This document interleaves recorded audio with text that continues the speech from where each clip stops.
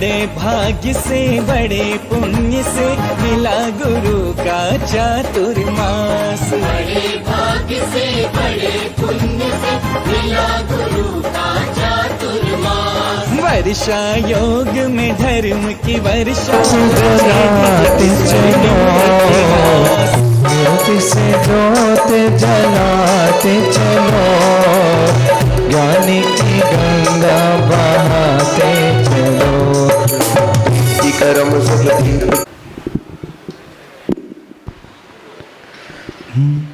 तुम्ही सान का दीपक जला है,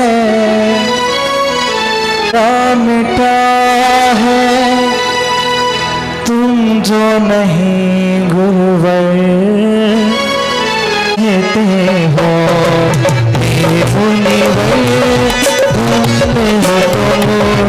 इतना परिसर सहते हो, सर्दी गर्मी बरसा में रहते हो।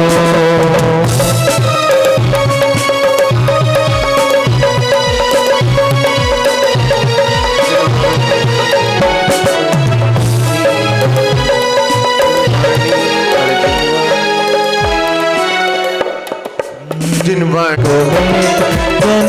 दुख मेट गो, मरण दुख मेट, जन्म दुख मेट, मरण दुख मेट।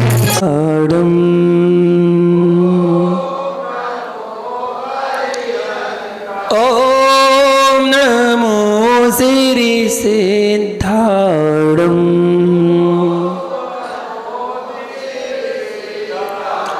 ओम नमो आयर्याणम। ओम नमो वज्रायाणम। ओम नमो लोये सौवे साहूणम।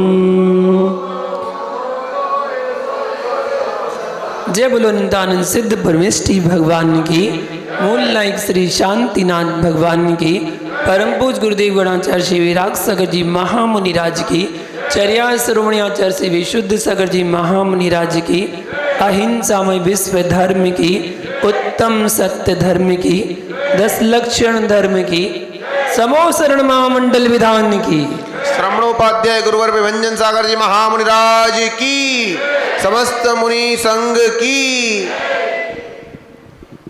महान भाव, आपने अभी तक क्षमा, मार्दव, आर्जव, शौच की व्याख्या को सुना है और उनके पालन से ही सत्य की उपलब्धि होती है। आज 5वां दिन उत्तम सत्य धर्म का दिन है और सत्य के पश्चात शेष संयम, तप, त्याग और अकिंचन, इनके पालन करने से ही ब्रह्म की प्राप्ति होती है, जो उत्तम ब्रह्मचर्य कहलाता है। यही जीवन का सार है, यही जीवन की सार्थकता है। इन 10 दिनों में 10 धर्मों की व्याख्या जान रहे हैं। एक बार एक व्यक्ति ने मुझसे पूछा कि सबसे अच्छा धर्म कौन सा है। एक व्यक्ति ने मुझसे पूछा सबसे अच्छा धर्म कौन सा है जिसका मैं अनुयायी बन सकूं, जिसको मैं पालन कर सकूं, जिसको मैं धारण कर सकूं। सबसे अच्छा धर्म कौन सा है? जब पूज्यपाद स्वामी से पूछा गया था कि सबसे अच्छा धर्म कौन सा है, तो उन्होंने कहा था धम्मो मंगल मुंगिठम अहिंसा संयमो तबो देवा भी नमस्सन्ति जस धम्मे सयावणो। आचार्य पूज्यपाद स्वामी ने कहा था कि धर्म वही उत्कृष्ट है और धर्म वही मंगल है। कौन सा? अहिंसा संयमो तबो। जिस धर्म में अहिंसा हो, संयम हो, तप हो, वही धर्म उत्कृष्ट है, वही धर्म मंगल है। जस धम्मे सयामणो। जो मनुष्य ऐसे धर्म को अपने हृदय में धारण करता है, देवा भी नमस्सन्ति, देव भी आकर उसको नमस्कार करते हैं। ऐसा आचार्य पूज्यपाद स्वामी ने बताया था। धर्म तो वही मंगल है। उस व्यक्ति ने मुझसे जब पूछा कि सबसे अच्छा धर्म कौन सा है जिसका मैं अनुयायी बन सकूं, मैंने कहा धर्म कोई कुआं नहीं है जो बांधा जा सके, जो बंधा हो। धर्म तो विशाल सागर है। धर्म किसी संप्रदाय से नहीं बंधा करता है, और जो बंधा होता है वो धर्म नहीं होता है, वो धर्म नहीं कहलाता। जो बंधा हुआ हो वो धर्म नहीं कहलाता है, वो तो संप्रदाय है। एक व्यक्ति विशेष के द्वारा अपने विचारों को रखा गया, और जिन विचारों को लोगों ने फॉलो करना शुरू कर दिया वो उस धर्म के संस्थापक बन गए, और जिसने फॉलो किया वो अनुयायी बन गया। वो संप्रदाय है। जो एक व्यक्ति विशेष के विचार हैं, उन विचारों से जो प्रकट होता है वो धर्म नहीं है, वो संप्रदाय कहलाता है। महानुभाव, सभी धर्मों का उद्देश्य एक ही है। जैसे दीपक चाहे छोटा हो और चाहे बड़ा हो, चाहे गोल हो चाहे चौकोर हो, चाहे तिकोना हो, कैसे भी हो। और साथ ही भाई दीपक चाहे चांदी का हो, चाहे पीतल का हो, चाहे धातु का हो, चाहे स्टील का हो, चाहे सोने का हो, और चाहे मोम का ही क्यों ना हो, दीपक में भेद हो सकता है, दीपक के आकार में भेद हो सकता है, लेकिन उसमें जलने वाली बाती में कोई भेद नहीं होता है। बाती में वही प्रकाश होता है, चाहे वो किसी भी दीप में जला लो, प्रकाश वही होता है। वैसे ही धर्म है। धर्म के नाम आप अलग अलग कर सकते हैं, लेकिन धर्म का उद्देश्य तो एक ही होता है। हमने धर्म के उद्देश्य को समझ नहीं पाए कि धर्म है क्या। उस धर्म के उद्देश्य को अगर समझ लेते, मर्म को समझ लेते, धर्म है क्या, तब समझ में आता कि धर्म है क्या। अभी तो हम सांप्रदाय के चक्कर में फंस कर रह गए, सांप्रदाय में बंधे हुए हैं। महानुभाव, अहिंसा व सत्य एक सिक्के के दो पहलू हैं। अहिंसा के बिना सत्य नहीं, और सत्य के बिना अहिंसा की स्थिति बन ही नहीं सकती है। इसलिए दोनों का होना जरूरी है। एक सिक्के के दो पहलू कहलाते हैं। दुनिया भले ही सत्य को कड़वा कहती रहे, दुनिया में एक पहचान है, एक पहेली है। कहते हैं सत्य बहुत कड़वा होता है, बहुत कड़वा होता है, ये लोग कहते हैं। दुनिया भले ही उसको कड़वा कहती रहे, लेकिन सत्य से बड़ा कोई मीठा नहीं है। सत्य का संबंध ज्ञान से है, संत का संबंध विवेक से है। सत्य से मीठा तो कोई वस्तु है ही नहीं। सत्य को बोलने से ज्यादा जानना जरूरी है। सत्य को पहले जानो। सत्य बोले बिना काम चल सकता है, लेकिन सत्य जाने बिना काम नहीं चल सकता। यही विवेक है। बोले बिना तो काम चल जाएगा। तीर्थंकर महापुरुष सत्य में प्रवेश करते ही मौन हो गए। जितने भी तीर्थंकर होते हैं, तीर्थंकर जब दीक्षा लेते हैं तो दीक्षा लेते ही मौन ले लेते हैं। कभी वो उपदेश नहीं देते हैं। मुनि बनने के बाद कोई प्रवचन देने के लिए नहीं बैठते हैं, वो सीधा मौन ले लेते हैं। दीक्षा के पहले तो बोलते हैं, घर गृहस्थी में तो बोलते हैं, लेकिन जैसे ही दीक्षा लेते हैं वो मौन हो जाते हैं। सत्य में प्रवेश करते ही मौन हो जाते हैं, वे बोले ही नहीं। आदिनाथ भगवान 1000 वर्षों तक नहीं बोले। महावीर भगवान 12 वर्षों तक नहीं बोले, और बाहुबली भगवान 1 वर्ष तक नहीं बोले। वे तब तक नहीं बोले जब तक उन्होंने सत्य को जान नहीं लिया। उन्हें केवल ज्ञान की प्राप्ति नहीं हो गई, तब तक उनकी ध्वनि नहीं गिरी, तब तक दिव्य ध्वनि नहीं गिरी। उन्होंने सत्य को जाना। सत्य को बोलने की अपेक्षा जानना बहुत जरूरी है। जो सत्य को जान लेता है उसे संपूर्ण ज्ञान की प्राप्ति हो जाती है। सत्य साधन नहीं, अपितु साधना है। इसलिए वचन का सत्य ज्ञान के सत्य के सामने बहुत हल्का होता है, बहुत छोटा होता है। ज्ञान का सत्य संपूर्ण सत्य कहलाता है। सत्य का ज्ञान बोलने से नहीं होता है, सत्य का ज्ञान मौन से होता है। जो मौन साधना करता है, उस मौन साधना से उसे सत्य की प्राप्ति हो जाती है। सत्य मौन है, इसलिए अकेला खड़ा है। सत्य मौन है, इसलिए अकेला खड़ा है। असत्य के पास शब्द हैं, इसलिए उसके साथ भीड़ खड़ी है। मौन के साथ संघर्ष है, मौन के साथ पीड़ा है, मौन के साथ अपमान है और मौन के साथ सूली है। सत्य जो सत्य ने जिसने सत्य को धारण किया, बड़े कष्टों को सहन करना पड़ा। सेठ सुदर्शन ने सत्य को धारण किया तो सूली मिली, सीता ने सत्य को धारण किया तो अग्नि परीक्षा देनी पड़ गई, गजकुमार ने सत्य को धारण किया तो सिगड़ी जलती हुई रख दी गई, मानतुंग स्वामी ने सत्य को धारण किया तो बेड़ियों में बांधा गया, और मीरा जब सत्य बोलती है तो उसको जहर का प्याला पीना पड़ जाता है। और जीसस ने जब सत्य की राह पर चले तो सूली भी चढ़ा दी गई। सभी अकेले थे, ये सत्य के मार्ग पर चलने वाले सब अकेले ही तो थे, और चारों ओर असत्य का घेरा था। अगर सारी दुनिया उनके पक्षधार हो जाती तो दुनिया कब की स्वर्ग बन जाती, दुनिया कब की स्वर्ग बन जाती। अगर व्यक्ति इनके साथ हो जाते तो किसने कहा कि सत्य कड़वा है? दुनिया में पहेली बना रखी है, सत्य बहुत कड़वा होता है। किसने कहा सत्य कड़वा है? सत्य तो मधुर है, सत्य कड़वा हो ही नहीं सकता। आप बताइए, दूध कभी कड़वा होता है क्या? दूध कभी कड़वा होता है? नहीं होता। दूध कभी कड़वा नहीं होता है, लेकिन जिसको बुखार हो, बुखार में यदि मुंह कड़वा हो तो दूध भी, मीठा दूध भी कड़वा लगने लगता है। इसलिए दूध को नहीं बदलो, अपने मुंह के जायका को बदलो, मुंह के स्वाद को बदलो। यदि सत्य कड़वा होता तो जहर को अमृत नहीं बना सकता था, जहर भी अमृत का प्याला बन जाता है। अब भैया वो कहावत है, गधा ने मिश्री खा ली और मर गया, गधा मिश्री खाकर मर गया, इस मिश्री का क्या दोष? मिश्री खाकर मर गया तो मिश्री का क्या दोष?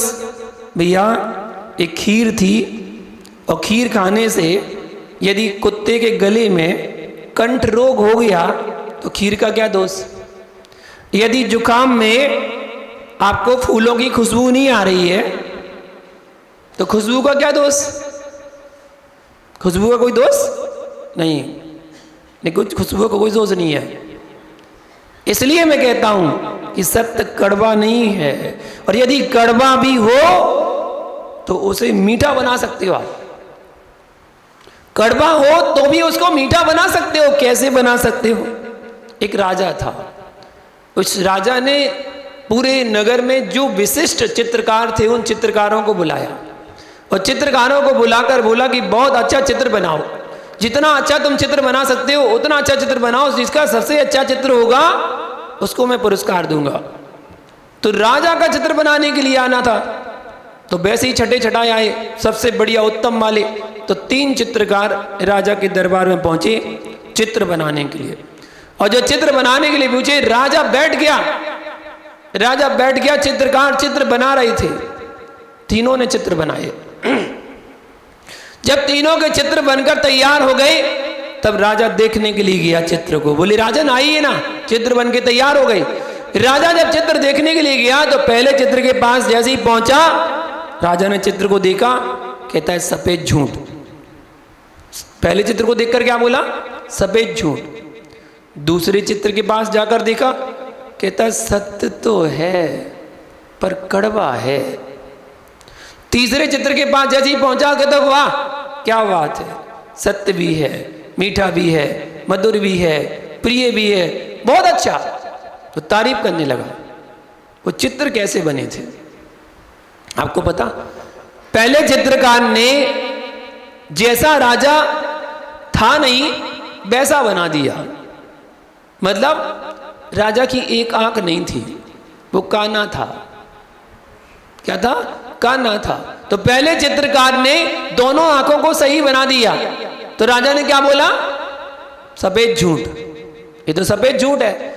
दूसरे चित्रकार के पास पहुंचा, उसने क्या बोला? सत्य तो है पर कड़वा है। क्यों? दूसरे चित्रकार ने ज्यों का त्यों चित्र बना दिया था। राजा एक आंख से काना था तो एक आंख से काना ही बना दिया। इसलिए राजा ने क्या बोला था?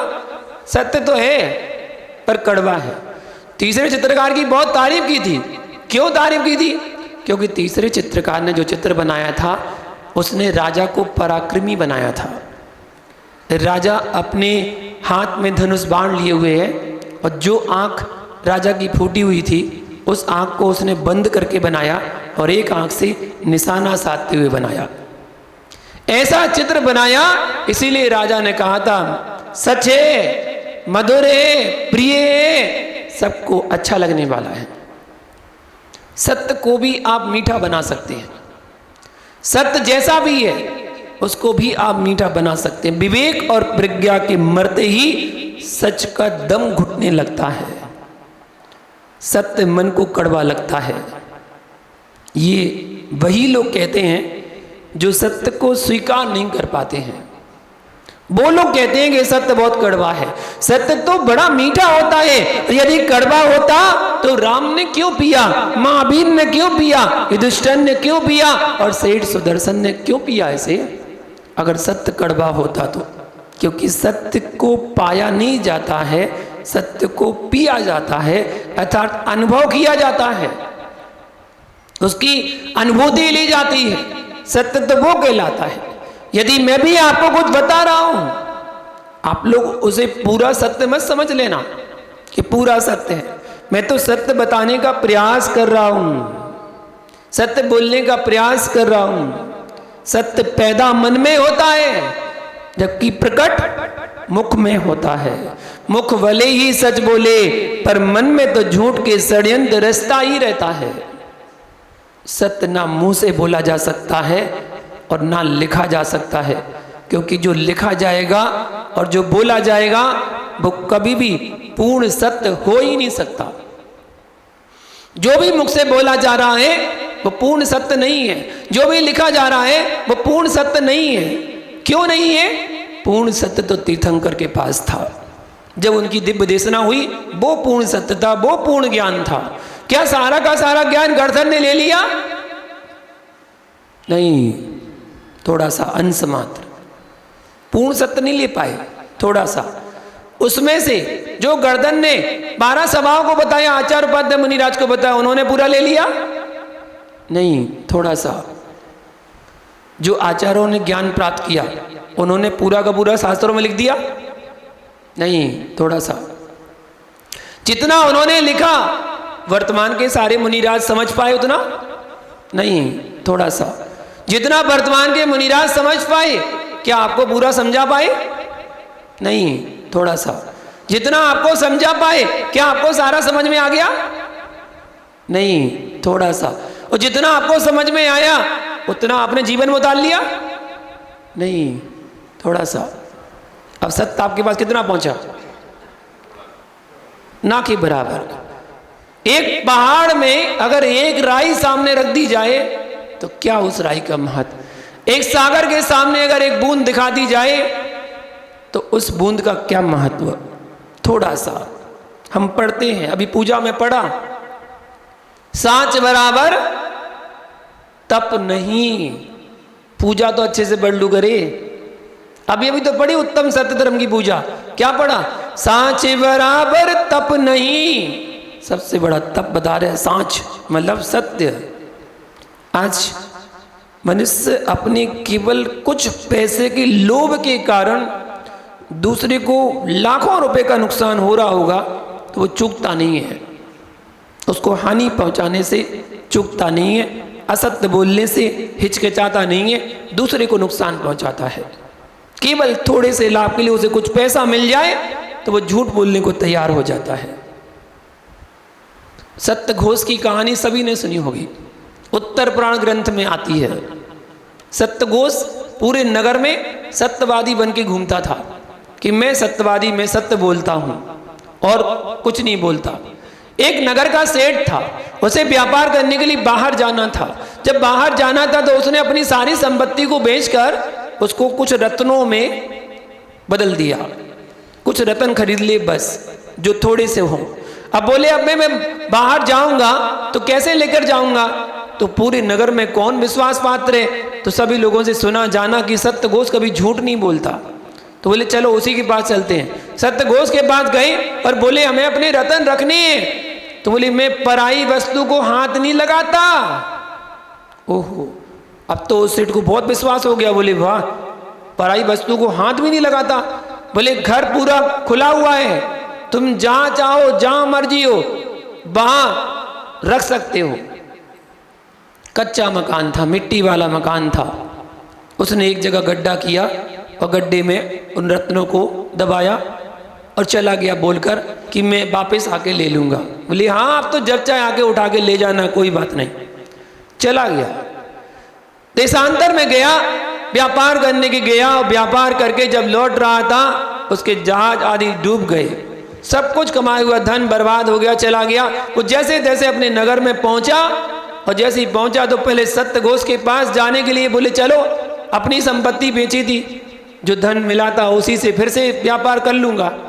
वो जैसे ही आ रहा था तो सत्य घोष के पास कुछ लोग खड़े हुए थे, उनसे बोलने लगा देखो ये वो व्यक्ति आ रहा ना सामने से, उसकी स्थिति को देखकर।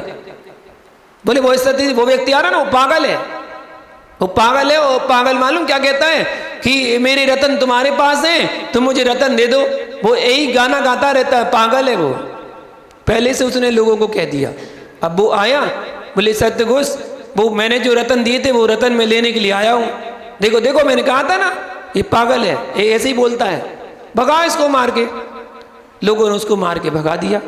वो बार बार बोले सत्य घोष ने मेरे साथ धोखा किया है, मेरे रतन रख लिए, सत्य घोष झूठा है, झूठ बोलता है। पूरे नगर में चिल्ला चिल्ला के बोले।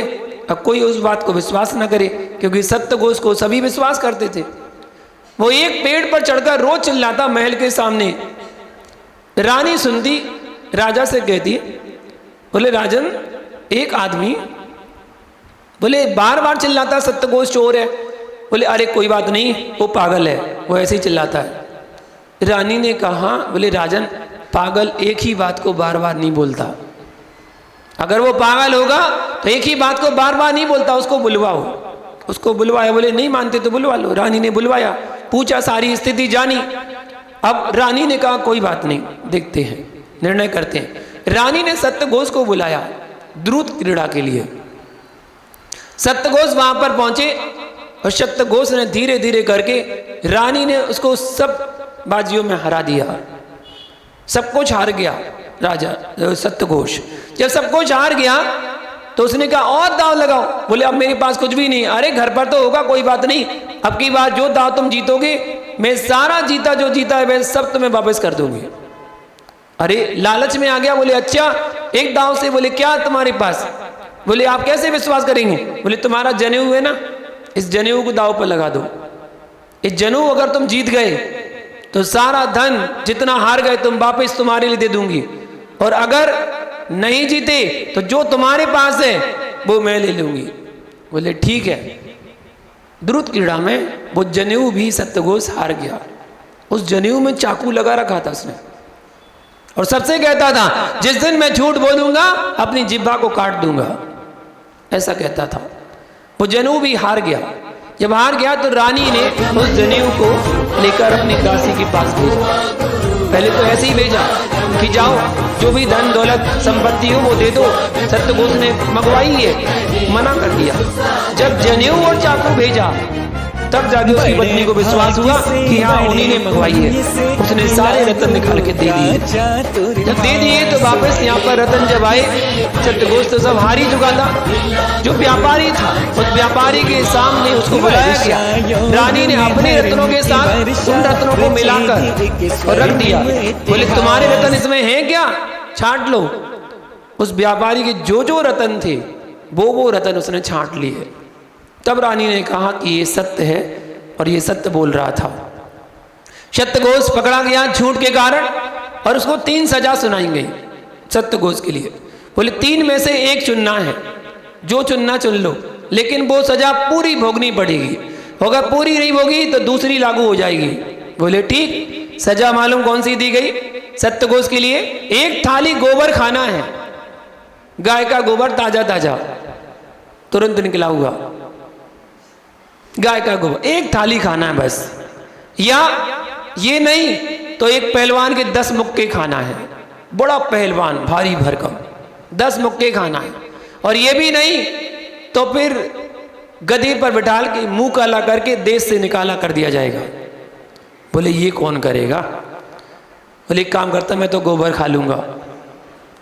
उसके सामने गोबर रखा गया, वो खाने को तैयार हुआ, थोड़ा सा लिया मुंह में और उल्टी हो गई। जब वमन हो गया तो वो सजा तो कैंसिल हो गई। बोले दूसरी सजा, पहलवान को बुलाएगा। बोले मैं तो पहलवान के मुक्के खा लूंगा। पहलवान के 2 मुक्के खाए, सत्य गोश बैठ गया। बोले नहीं, बस अंत में क्या हुआ? गधे पर बिठाला, मुंह काला किया और देश से निकाला हो गया। झूठ बोलने का नतीजा, तीनों सजा को सत्य घोष को भोगना पड़ गया। भैया सत्य पालन के लिए निर्लोभ वृत्ति की आवश्यकता है। लोभी व्यक्ति सत्य नहीं बोलता है, इसलिए लोभ को पहले छुड़वाया गया, उत्तम शौच धर्म को अपनाया गया। सत्यमेव जयते ना नृतम, विजय हमेशा सत्य की होती है, मिथ्या की नहीं होती है। सत्यम शिवम सुंदरम, सत्य ही शिव है और शिव ही सुंदर है। सत्यम कंठस्य भूषणम, सत्य ग्रीवा का आभूषण है। भैया जैसे स्नान करने से शरीर निर्मल हो जाता है, साबुन से वस्त्र स्वच्छ हो जाते हैं, वैसे ही वाणी सत्य से निर्मल हो जाती है। जो व्यक्ति सत्य बोलता है उसकी वाणी पर सभी विश्वास करते हैं। सत्य वही उत्तम है जिसमें शांति की स्थापना हो और सुख प्राप्त हो। यदि सत्य बोलने से कलह हो, सत्य बोलने से अशांति हो, अशांति का जन्म हो, ऐसे में मौन रहना ठीक है। बिल्कुल मत बोलो, मौन ले लेना चाहिए। जब कलह की स्थिति बन रही हो उस समय मौन लेना ही अच्छा है। सत्य का आचरण ही संसार में शांति की स्थापना करा सकता है। सत्यम बुर्यात प्रियम बुर्यात ना बुर्यात सत्य मप्रियम प्रियम चा ना नृतम बुर्यात एस धर्मा सनातन। आचार्य ने कहा है सत्य बोलो, प्रिय बोलो, अप्रिय भी मत बोलो, अप्रिय सत्य मत बोलो, और प्रिय लगने वाला झूठ भी मत बोलो। ऐसा यही सनातन धर्म है, ये आचार्यों ने कहा है। ऐसा सत्य कभी मत बोलो जिससे किसी को तकलीफ हो जाए, किसी को कष्ट हो जाए। एक साधु महात्मा थे, जंगल में साधना कर रहे थे, और साधना करते समय वो बैठे हुए थे, तभी वहां से एक हिरण भागते हुए निकला, और जैसे ही निकला तो वो खड़े हो गए। पीछे से एक शिकारी आ रहा था। शिकारी ने पूछा, ओ महात्मा जी, यहाँ से कोई हिरण निकला? तो महात्मा जी ने कहा, जब से मैं खड़ा हूं तब से कोई हिरण नहीं निकला। जब से मैं यहाँ खड़ा हूं तब से यहाँ कोई हिरण नहीं निकला। हिरण कब निकला था? जब वो बैठे थे। समझ में आ गया?